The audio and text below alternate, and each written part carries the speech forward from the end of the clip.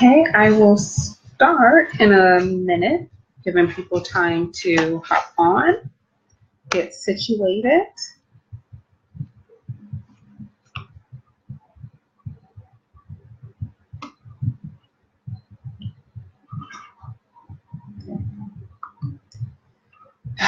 This particular topic took me a minute to do some research to try to simplify and make it make sense so that you understand what's happening and how to take part and get involved.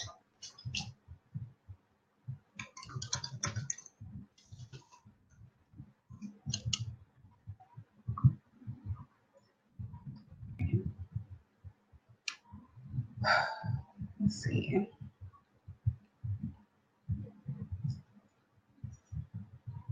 Okay, I will start in a few seconds.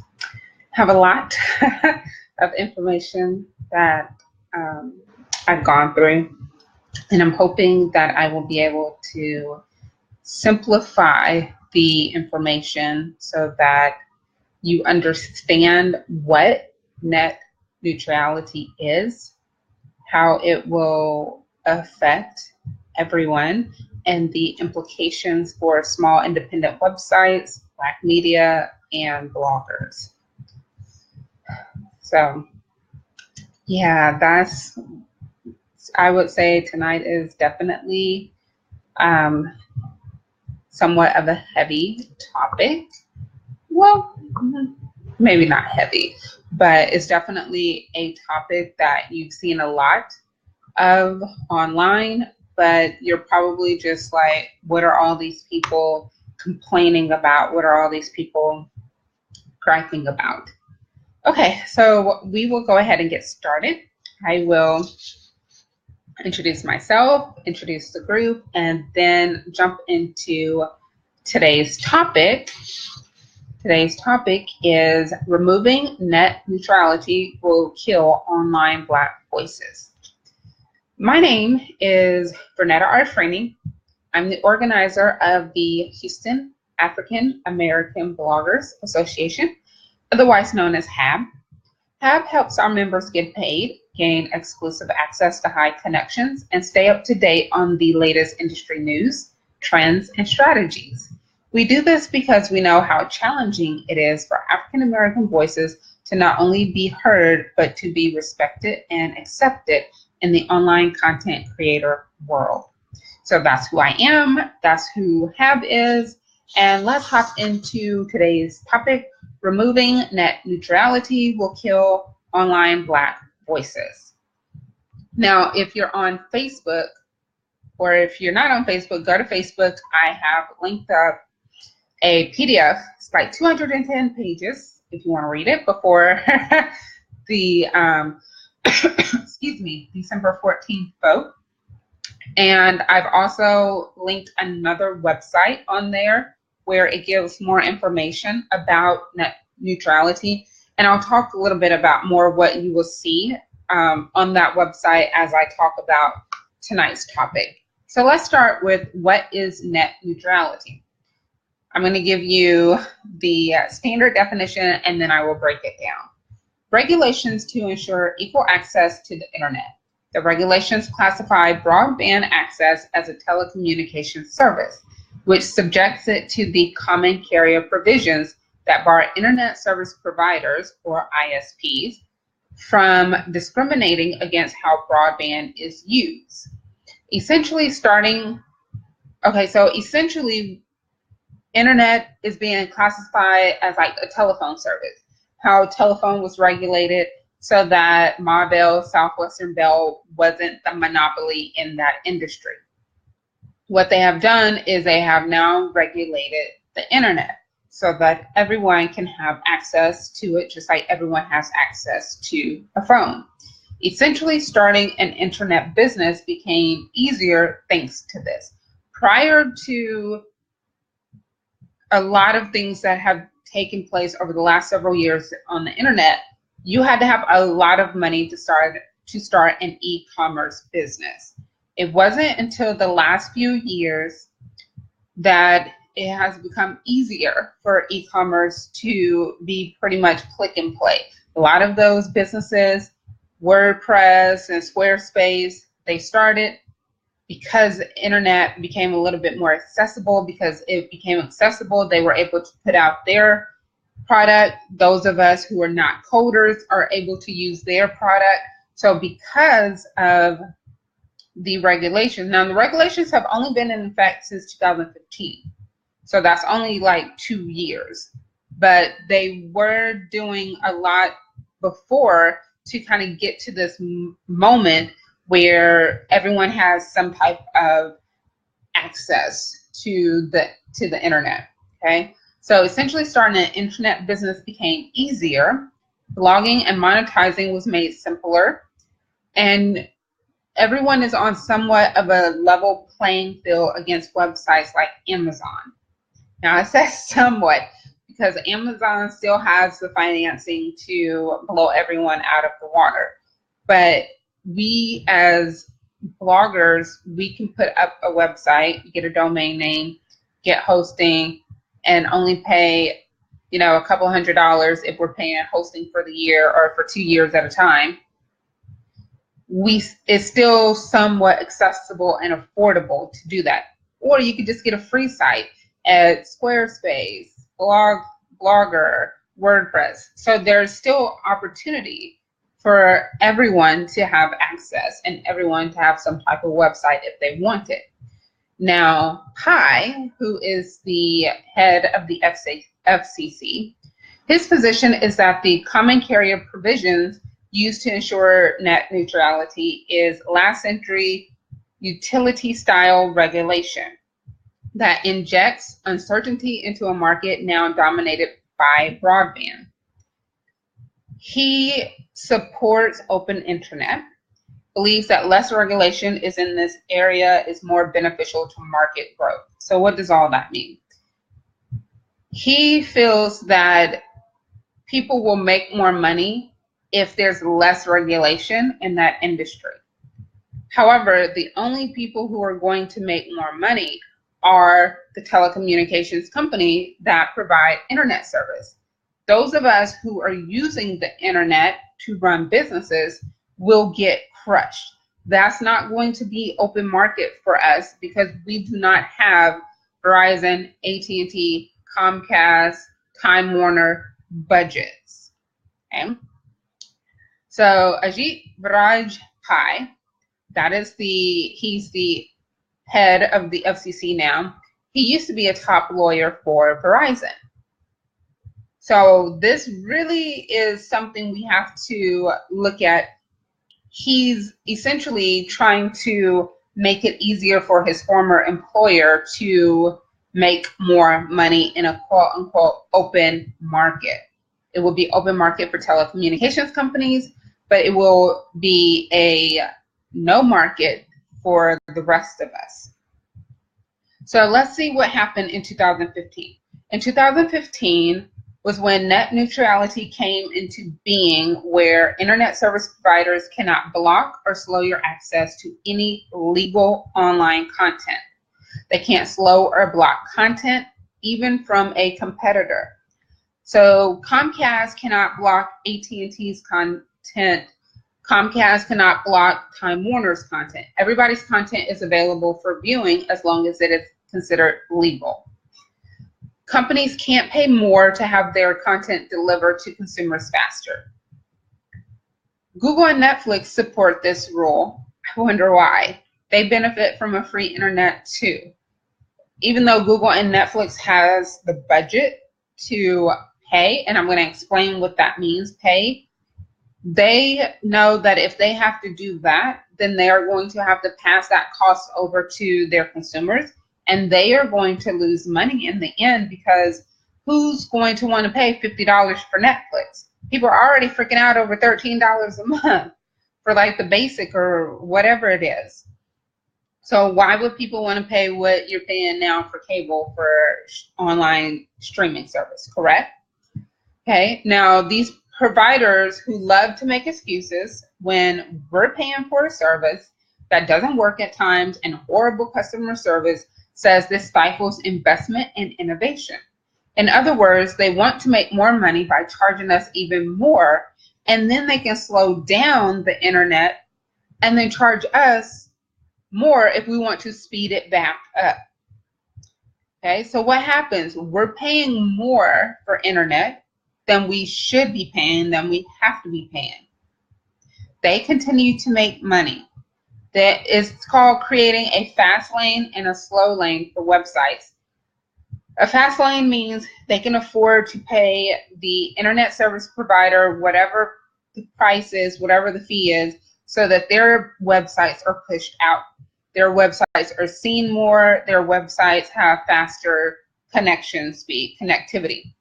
Slow lanes are going to be where we're going back to like dial-up speed, dial-up service. That's probably the best way I can explain a slow lane. Think of dial-up.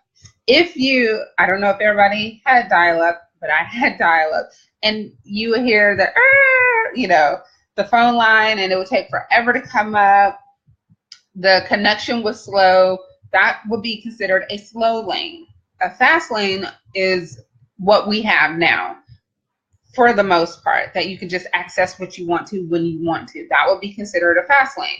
Now, if they remove net neutrality, they are going to take away the ability for every website to have immediate access to their audience. And the ones who are able to pay will have immediate access, and everyone else will have to pay or end up just leaving the internet altogether. Now, they say that they will have some voluntary protections in place. Keyword is voluntary. How many people voluntarily do something that is going to lose them money? Not many, not especially in the corporate world. So voluntary protections that Ajit has stated are really insignificant because they're not going to make a difference for anyone who really, really needs it. And if you have questions about this, you could post them. I will try my best to answer. I try to do enough research to understand, but essentially what I just stated, fast lane, slow lane, that could possibly happen if this vote goes through. Now, Comcast has throttled Netflix, AT&T has blocked FaceTime, Time Warner Cable has throttled the popular game League of Legends, and Verizon admitted it will introduce fast lanes for sites that pay and slow lanes for everyone else if the FCC lifts the rules. So what does this mean? Netflix, I don't think, is accessible somewhat on Comcast. You cannot FaceTime if you have an AT&T phone. You cannot play League of Legends if you have Time Warner internet. So they're already somewhat blocking certain sites. What could possibly happen is they start blocking more. They start blocking more sites. Now, ISPs, which are known as internet service providers, will be able to make it more difficult to access political speech that they don't like. This is the big ticket item here. Even though I am a blogger, even though I have a website and I sell stuff online, what the FCC is doing really is trying to control political speech. When freedom of the press, speech, and access to the internet are under attack, that means you're moving into dictatorship territory. If the FCC removes net neutrality and they start saying who can and cannot be seen as far as what their political viewpoints are, you are moving into controlling what people can say, and that in and of itself goes against the First Amendment, where we have freedom of speech. So even though a lot of people are freaking out about net neutrality hurting e-commerce businesses, the smaller businesses, smaller media sites, it will have that effect. But what I think is happening is that this is undercover being used to control political speech. Not many people are talking about it because more people are worried about access to Facebook. More people are worried about access to Instagram, Twitter, Snapchat, reading their favorite website, shopping on Amazon. That's where the focus has been. But we need to not forget that the focus of this vote will also have damaging effects to political speech. Now, many tech companies have opposed the decision to revisit net neutrality, which means they are against it. They do not want them to change the regulations that are in place currently. Why? Because they benefit from it as well. That's how all the social media gets to be free. If they were to change and create fast and slow lanes, and all the social media sites would have to start paying to have fast lanes, that means they're going to pass that over to their advertisers. The advertisers will then pass that over to people who are buying from them. It becomes a domino effect of passing the buck along. And guess who's still reaping all of the financial benefits throughout everything? The telecommunications company. Because they're getting paid by Facebook, then they're getting paid by the advertisers, because the advertisers are going to need internet access to get on Facebook to see if their ads are working. Then they're getting paid by those of us who get on Facebook, who are using Facebook, who see the ads. So everyone essentially will be paying even more to these telecommunication companies if they were to remove net neutrality.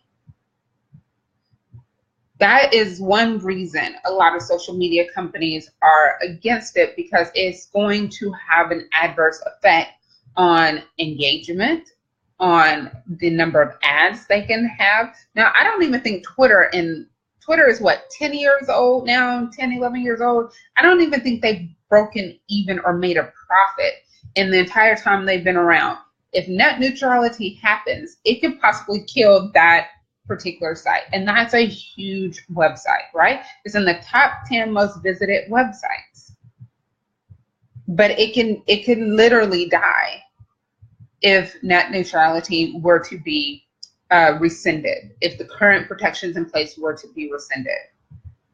Now, let me give you some examples. Now, there are currently various preferential treatment of internet already being used. Like AT&T, if you have DirecTV Now video and you're an AT&T customer, they do not include that usage in your calculations for data limits. That means that DirecTV is paying AT&T to subsidize you so that your data is not affected if you have DirecTV and you are an AT&T customer. It's not going to affect you. But if we remove these protections, DirecTV will have to pay even more to have that type of preferential treatment with AT&T, and they are definitely going to pass that along to you as a consumer. You're going to probably have to pay a little bit more as a as an AT&T customer as well, because they're going to want you to pay for a fast lane. They're going to want you to pay for faster service. So now AT&T will be getting paid both ways with a little bit more money than what they're charging now. Well, probably a lot more money. The same goes for Verizon and is Go 90 and Fios TV service, T-Mobile, and the services that T-Mobile has with HBO, Hulu, Netflix, and YouTube. Like, you get a free Netflix account if you are on T-Mobile, right? I'm not on T-Mobile. I pay for Netflix. But if you are getting these free services, that means you're somewhat paying them through T-Mobile.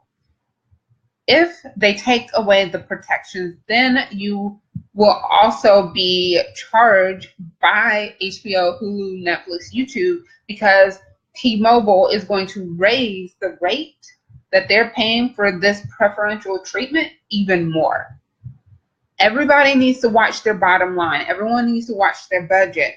So they're not going to continue to subsidize you as a consumer if these protections are taken out of place, because they themselves, HBO, Hulu, Netflix, YouTube, will lose money. Right now, they're not losing money with them subsidizing because everything is where everyone can make some money. Now, this practice is known as zero rating. Now, this was scrutinized by the previous FCC chairman. Under PI is freely practiced. Essentially, the big websites can pay for their websites to be seen, accessed, and have faster service than the rest of us. That pushes out voices that wouldn't exist without the internet the way it is today. As I was doing some research today, I saw that senators have asked the FCC to delay the vote. The vote is December 14th. PI has said no. He's not delaying the vote. The vote will go on as scheduled. The vote will continue as scheduled. So what can we do? Contact your elected officials at the federal level. This is a federal entity. This is a federal regulation. Do not contact your city councilman. Do not contact your state representative or state senators. You have to contact your federal representatives, your federal senators, depending on what state you're in. Now, in Texas, there are only two elected officials who have publicly opposed and come out on this vote. Sheila Jackson Lee and Beto O'Rourke are the only two who have publicly said they are opposed to the removing of net neutrality. So they will be considered Team Internet.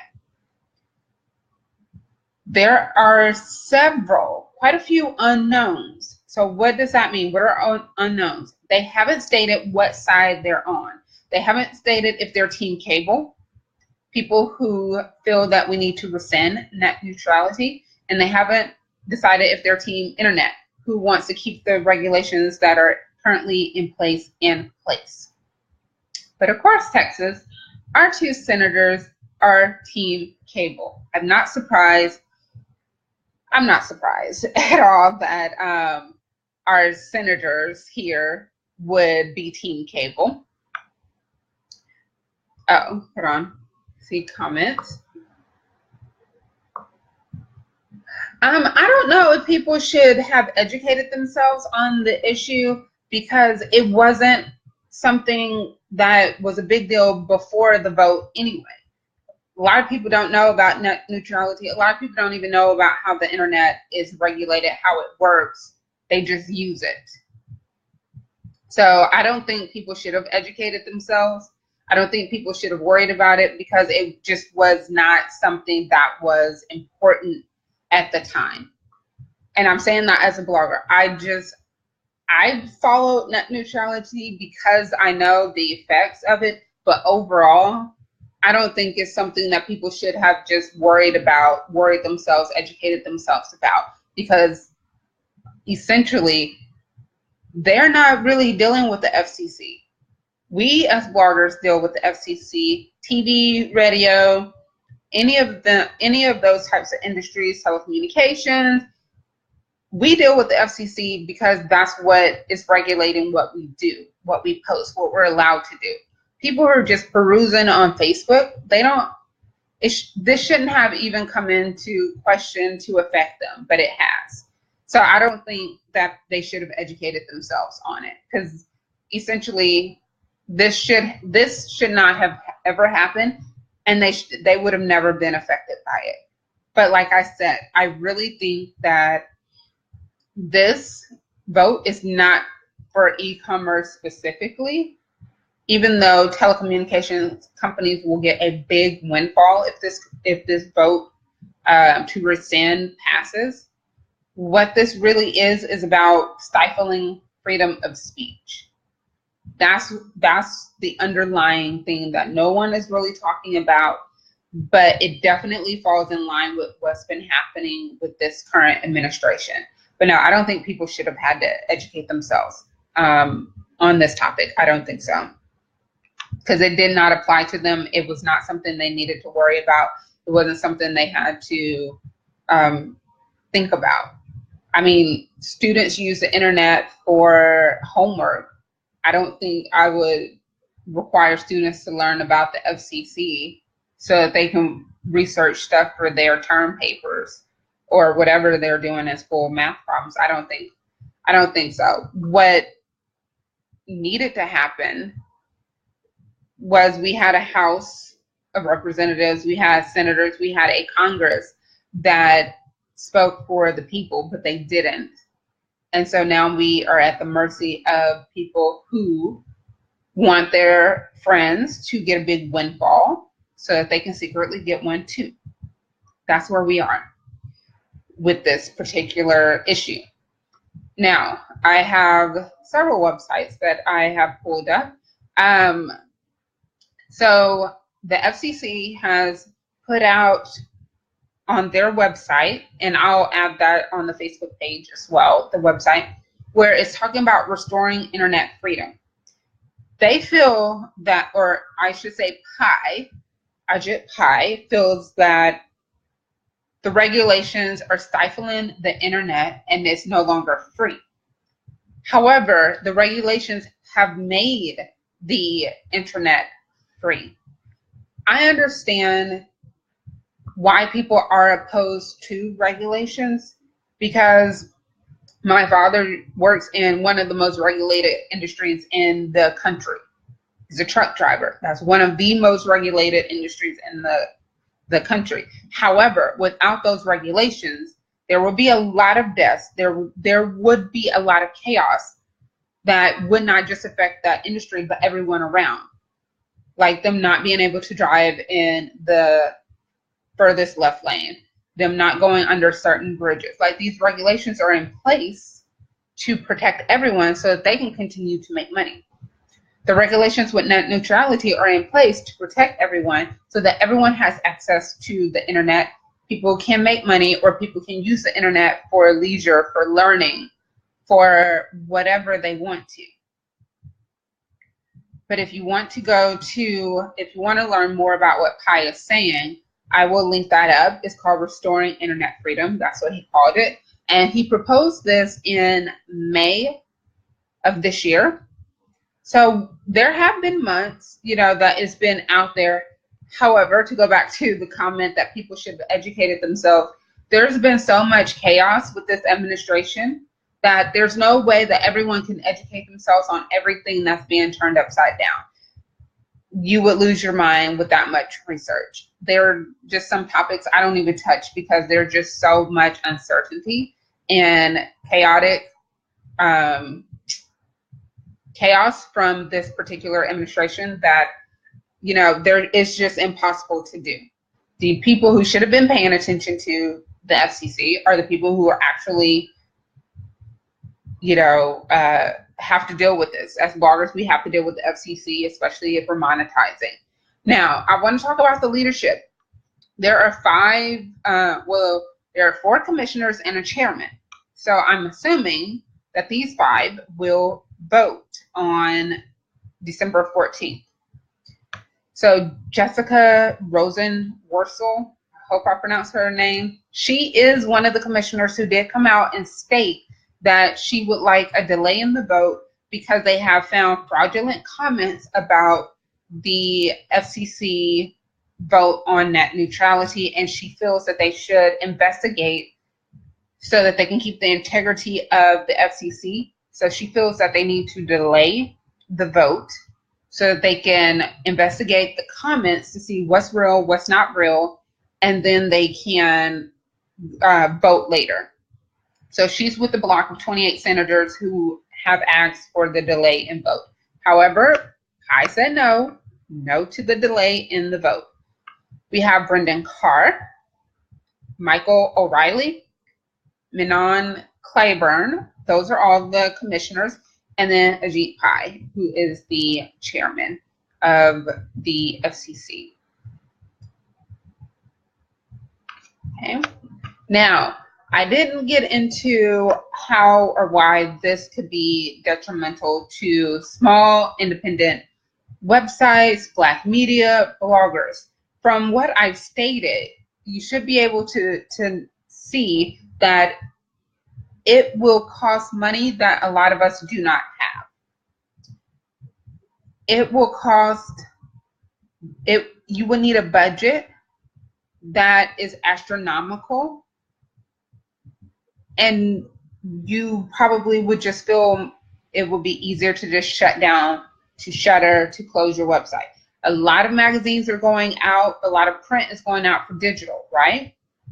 Because this is the wave of the future. If they rescind net neutrality, all of those magazines that shuttered because print was going out and digital was in are going to be up the creek without a paddle, because they have put all of their eggs into this digital basket that could be flipped upside down by January.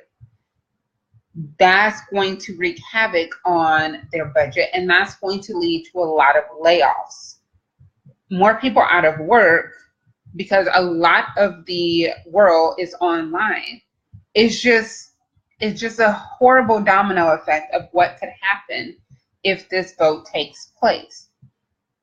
Small independent websites, Black media, bloggers, the voices that we have is what brings the diversity, is what brings the uniqueness of what is the internet today. Without all of us, it will be a very corporate language online. It will be the people who can afford, it would be an elitist type of entity.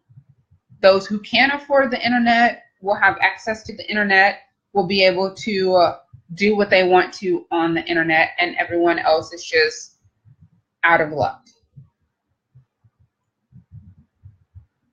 We can't allow a few people to have access to something that was created for everyone to have access to. If you really want to do something, use the battleforthenet.com website that I've linked on the Facebook page. Go there, find your local congressman. If you're in Texas, our senators are Cornyn and Cruz. Don't even bother with them, because someone has commented that I know called Cruz and the office was rude, and they immediately just said go to voicemail. They didn't even respond. They didn't even take the call. So Cruz is definitely not trying to hear from his constituents. And Cornyn, we don't know what he does, but he just doesn't work. So don't worry about our senators, because they're useless. However, find your congressman, whatever district you live in Texas, and call, email, leave comments. Make sure they're legitimate, and make sure that you are not, attacking them in a way where they would think that it's spam. You can say what you need to say, but make sure that you don't do something where they can block you as spam, because you want your comment to be heard. You want your comment to be seen, so that they know that, okay, you know what, my constituents are against, and I need to do something to make sure that this vote does not go through. So go to battleforthenet.com. I have the link on the Facebook page, and you can find who your elected officials are. Now, I live in Houston. I live in Texas. So those are the people that I know, the elected officials. I don't know in your state if you're watching from another state, but you can go there and you click on your state, and their information will pop up as well. Okay, so that is pretty much all I have been able to research to simplify. Essentially, what I want you to know is that if they rescind net neutrality, places like Amazon will continue to exist. Places like Hab won't. Places like Walmart.com will exist. Places like your favorite blogger won't. Places like the New York Times or Washington Post may continue to exist. Websites like Ebony won't. Ebony's already in financial trouble, right? For net neutrality to come in existence for struggling magazines, websites, that could be the kiss of death. And that's what we don't want. We want people to get back on their footing so that they can pay people that they owe and they can continue to give out and provide great, amazing content. But if we do not make our voices known and we do not reach out to our elected officials, you can still call Cornyn and Cruz. I'm not saying not to. I'm just saying we already know they don't do anything. However, maybe if you bombard them enough, they will change. Now, I do want to give this caveat. Beto O'Rourke is going against Ted Cruz for senator for the state of Texas in November 2018 election. He is Team Internet. He has publicly come out saying that he is Team Internet. So if you want to make this a political thing, then definitely let Ted Cruz know, hey, you're up for election next year. You may want to start listening to the constituents of Texas and vote in our favor and not in the favor of these big corporations that aren't doing much they're not doing much in our city. And besides, or in our state. And besides, like, I don't even think any of them are based in Texas. Comcast is based in like Philadelphia. Time Warner, where's that? Like New York, AT&T. I don't know where it is, but it's not in Texas. And what's the other one? Verizon, not in Texas. So we need to have our senators vote in our best interest. Okay, if you have questions, I will stay on for a few more seconds to let you type up your questions and I will answer those. But essentially, them rescinding this vote will make it harder for small sites to be able to compete against the bigger ones. We can compete now because everyone has access to find us. If it is rescinded and we have to start paying to play, then it's going to make it very, very difficult for small sites to compete against the big sites. All these people who are building their businesses, they have these small online e-commerce shops, they will get swallowed by this entire thing. Bloggers, we won't be able to blog, we won't be able to get on YouTube, and we won't be able to upload podcasts and have the same number of followers as before, because everyone is not going to want to pay more to access the internet. People are already complaining about the internet prices because service is slow and customer service sucks. So just think about how worse it could possibly get if there are no regulations. Regulations are not always a bad thing. Regulations do kind of confine you a little bit, but they make it where everyone can get something out of it. It limits one or a few getting most of everything out of the pot. Okay. Hey, if there aren't any more questions, I would say this. Go ahead and read the links that I posted on our Facebook page. They have a lot of information.